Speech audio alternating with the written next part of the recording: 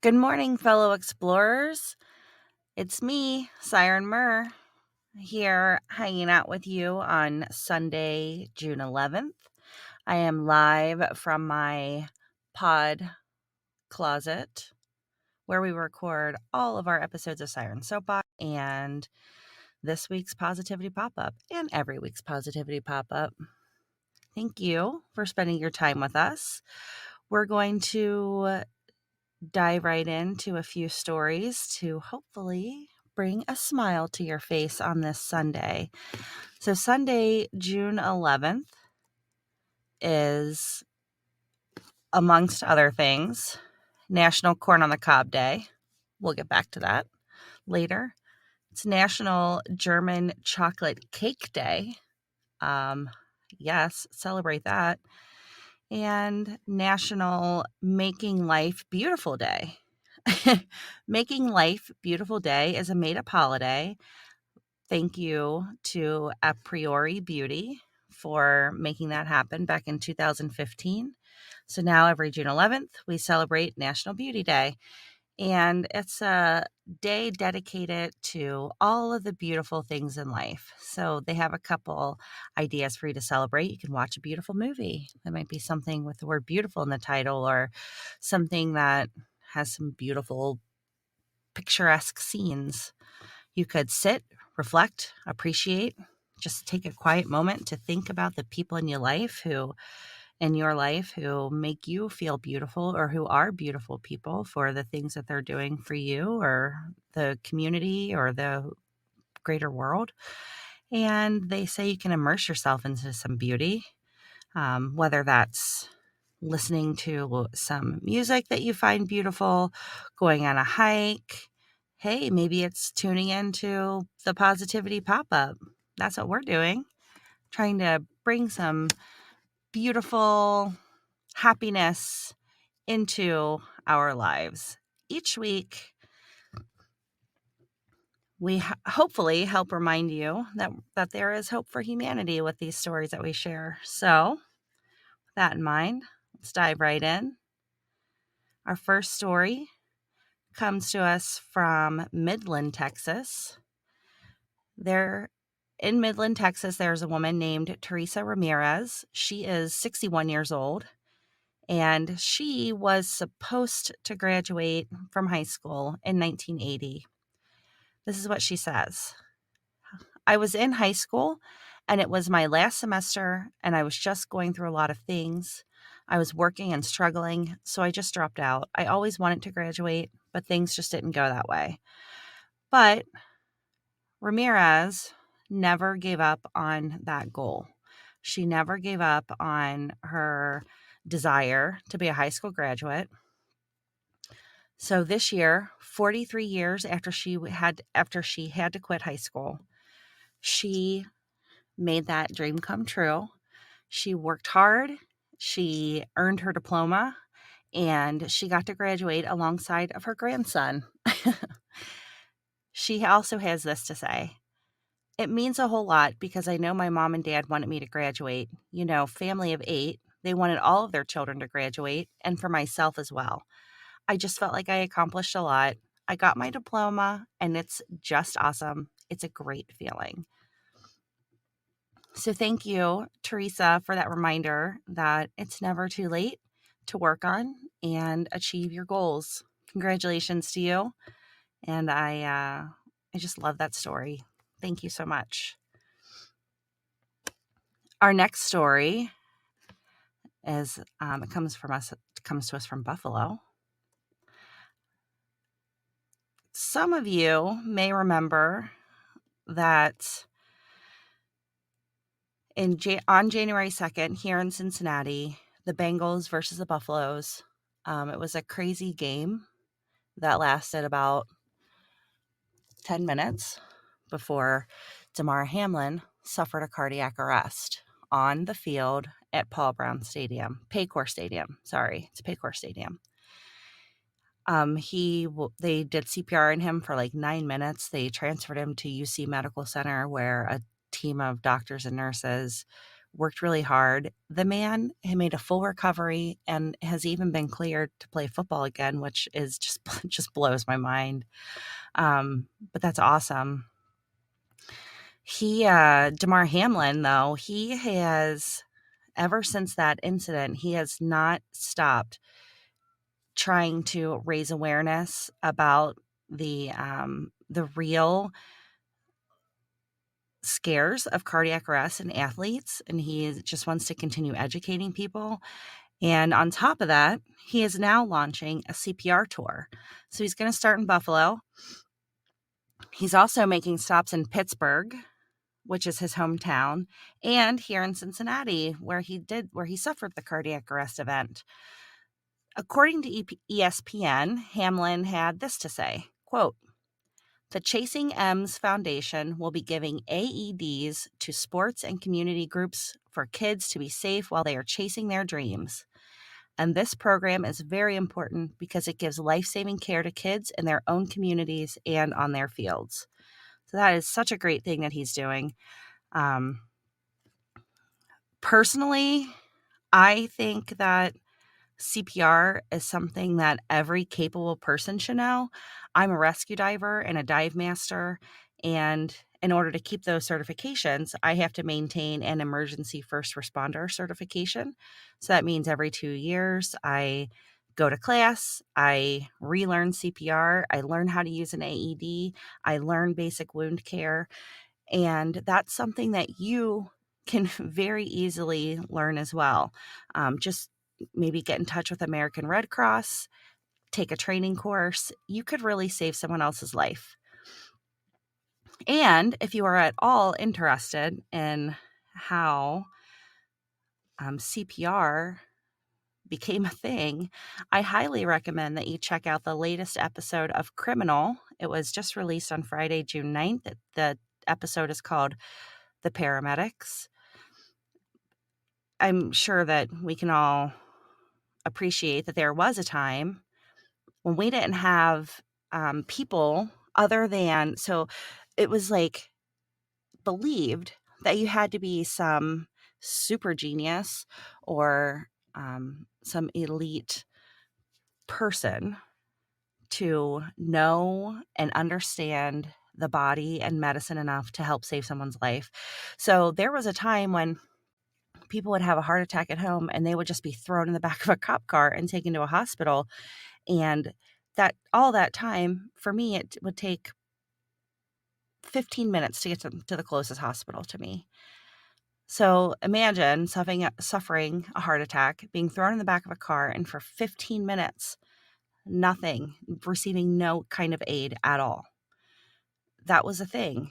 And until Dr. Peter Safar, he proved to, they started in Pittsburgh, but he proved to people that anybody can administer life-saving CPR and first aid outside of a hospital. And it was a really amazing story. Phoebe Judge got to interview a man who was part of one of the very first paramedics teams in America. And it was a really cool story. I highly recommend you spend the 50 minutes listening to it. It was just a very interesting thing to hear. All right, our next story is all about gratitude. So gratitude is something I practice pretty regularly. It makes me feel better. It makes me feel happier. It helps my depression to subside a little bit. And guess what, folks? Science agrees with me now.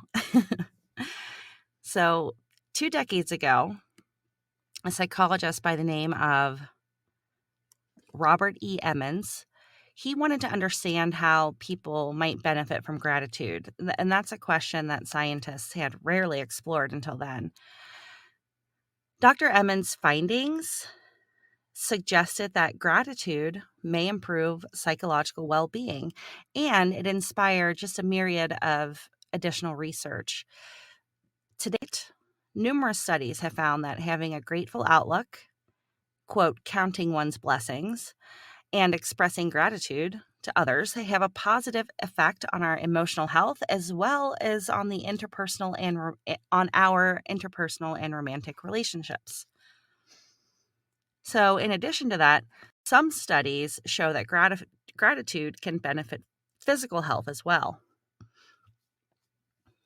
Dr. Emmons has this to say: gratitude heals, energizes, and changes lives. It is the prism through which we view life in terms of gifts, givers, goodness, and grace. Well, how does it help? Many studies will have participants do things like write down things that they're grateful for, or even go out and perform like random acts of kindness.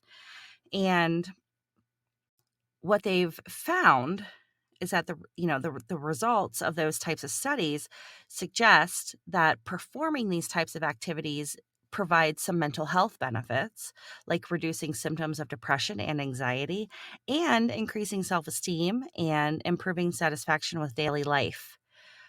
Offering sentiments of gratitude to like coworkers, friends, romantic partners, that can give those relationships a healthy connection boost. Research even suggests that if you are a witness to some sort of act of kindness or an act of gratitude or an expression of gratitude, that can have a positive effect on the witness's mental health. So this is really cool findings. Dr. Emmons also says, quote, "What impresses me are the objective, biological, verifiable outcomes that go beyond self-report measures.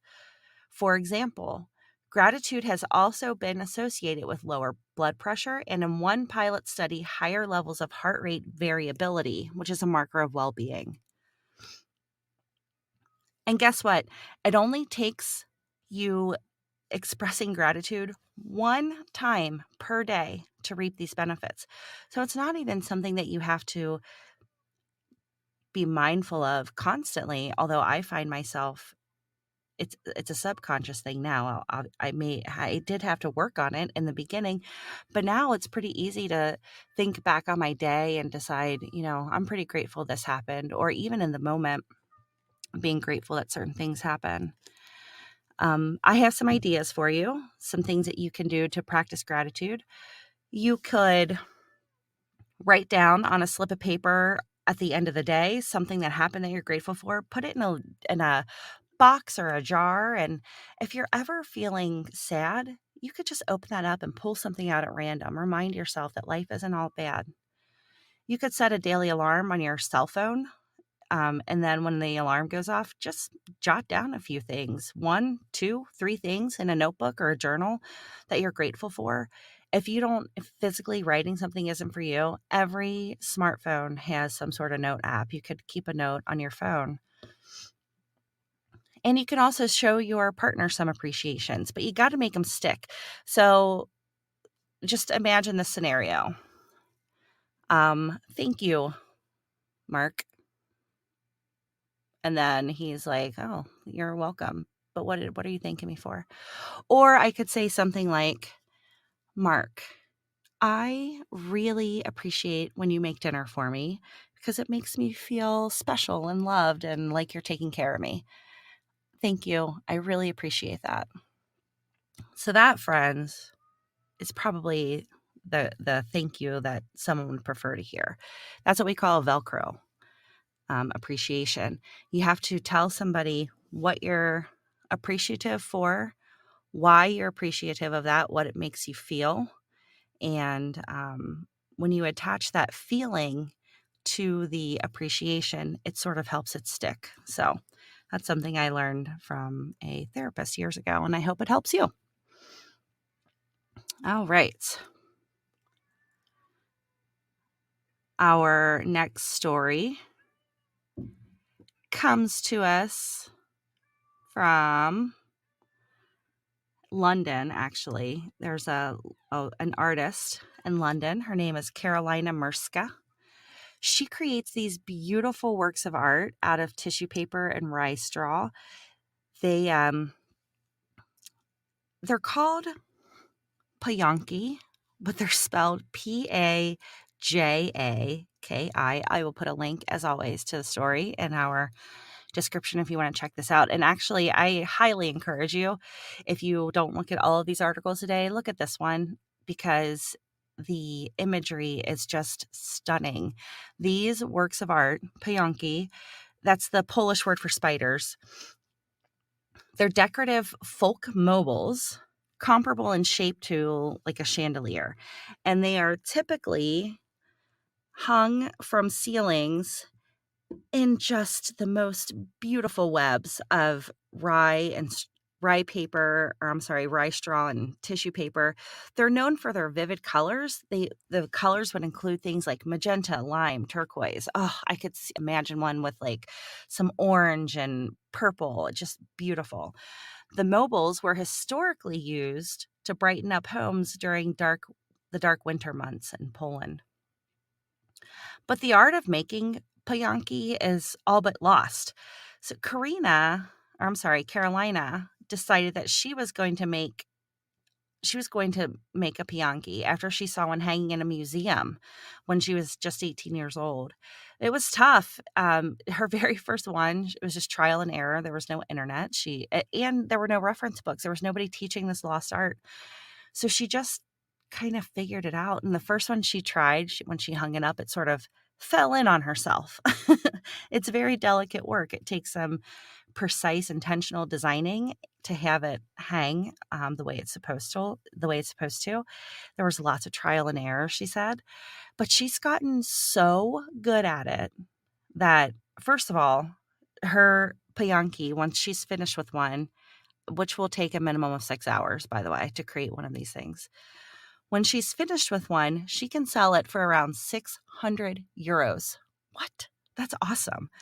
But she also teaches classes so that this isn't a dying art any longer. She wants to teach other people how to make pająki so that they can be shared and hung all over the world. She says that her classes are usually a couple of 3-hour workshops, and a lot of the time is spent just cutting out shapes out of tissue paper or cutting straw to the correct lengths. She said it's very meditative, and it's not something that can be rushed. It's a very time-consuming process, but it's also a very relaxing sort of meditative process. So she not only teaches like in-person classes, but she's also written a book. It's called Making Mobiles, and it's available from Amazon. So if you're at all interested in that, check it out. Our last story today is about the James Webb Space Telescope. Guess what this puppy did this week? It found the faintest galaxy to date, which means it's probably one of the oldest galaxies. So UCLA astronomer and co-author on this new work, Tommaso Tro, he says, quote, "Before the Webb telescope switched on just a year ago, we could not even dream of confirming such a faint galaxy." So this galaxy, it's known as JD1. It's part of the first generation of galaxies to pop up in our universe's 13.8 billion year history. So it's around 13.3 billion light years away from us. So that means that we're observing this galaxy as it looked when the universe was only a few 100 million years old, or just 4% of its current age. So the early era of the universe as we know it, it's known as the epoch of reionization. So that's the time when the stars formed and ushered the universe out of darkness. The telescope's powerful infrared instruments were part of the reason that astronomers were able to observe this newest galaxy, JD1. But they also used a technique called gravitational lensing. So that With gravitational lensing, light from a distant object is bent by the gravity of something huge in the foreground, like a cluster of galaxies. So this acts like a magnifying glass, making faraway objects appear bigger and brighter. And in the case of JD1, it makes them possible to spot. Tro says the combination of JWST, that's the James Webb Space Telescope, the combination of JWST and the magnifying power of gravitational lensing is a revolution, he says. We are rewriting the book on how galaxies formed and evolved in the immediate aftermath of the Big Bang. So that is really cool. I know that Mark gets really excited every time the James Webb has some really cool new images. And so, Mark, that story's for you, bud. I have been very impressed also by things that the James Webb Telescope has been able to pick up. So um, I'm just really excited about what the advancements that are being made, and maybe how much quicker we're going to be able to access images of the vast outer space. So that's pretty awesome. At the very beginning of this show, I promised you, my listeners, that we would return to National Corn on the Cob Day. So my partner's son is having braces put on his teeth on, I think he said, the 19th. So we're counting down the days, peeps. So his mom is going to make him some corn on the cob today to celebrate National Corn on the Cob Day. But for me, I got some jokes. I bet you didn't know that was coming. So what is corn oil used for? To stop corn from squeaking. What do you tell maize after it graduates from high school? Congratulations! Duh. What did the corn say when he received a compliment? Ah, shucks. How much does a pirate pay for corn? A buccaneer. Now, this is my last corny joke. How is an ear of corn like an army? They both have lots of kernels. And some fun facts for you about our beloved food. The average ear of corn has 800 kernels in 16 rows. And here's another fact about the rows of kernels. Corn cobs always have an even number of rows. Only 1% of corn planted in the United States is sweet corn. That's interesting. An acre of corn eliminates 8 tons of carbon dioxide from the air. Wow, that's amazing. We need to grow more corn to clean up this planet. Oh, here's an interesting fact. An ear of corn has 1 silk strand for every kernel. Fascinating. And more than 90 million acres on Earth are dedicated to producing corn. This link has so many more corn facts, but I'm going to leave you there. Oh, well, except for this one last one. While many consider corn a vegetable, it's actually both a grain and a fruit. How about that? Well, friends, that is all I have for you today. Thank you so much for spending your time with us this morning. And we hope to catch you next week when we're live again with our Positivity Pop-Up. Also, we are doing a fun mystery episode on Siren Soapbox this week, so check us out on Friday. If you do listen to Siren Soapbox and you're wondering where our episode is, that is on me. This episode, we are releasing we played a murder mystery game on Monday night, and we're releasing that playing of that game, and it's been a little difficult to edit, but I'm hoping to get it out by the end of the day today, June 11th. So please stay tuned.